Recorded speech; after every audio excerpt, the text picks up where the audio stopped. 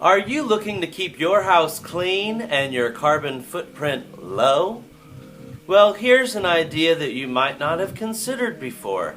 Try employing the Roomba.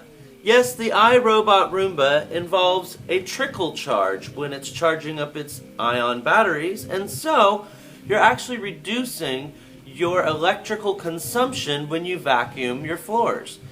Because a large vacuum has a high volume of current coming through, there's a lot of waste generated through the excess heat and just trying to run the machine, the whole machine itself. The Roomba has a smaller little motor inside, and so as it runs around your house daily, it goes back to its charging dock and then gets charged up with a trickle charge. So it's effectively much less electricity to run, and you'll get to clean your house even more frequently because it's this doing it and not you. So enjoy cleaner floors and a lower footprint by getting an iRobot Roomba today.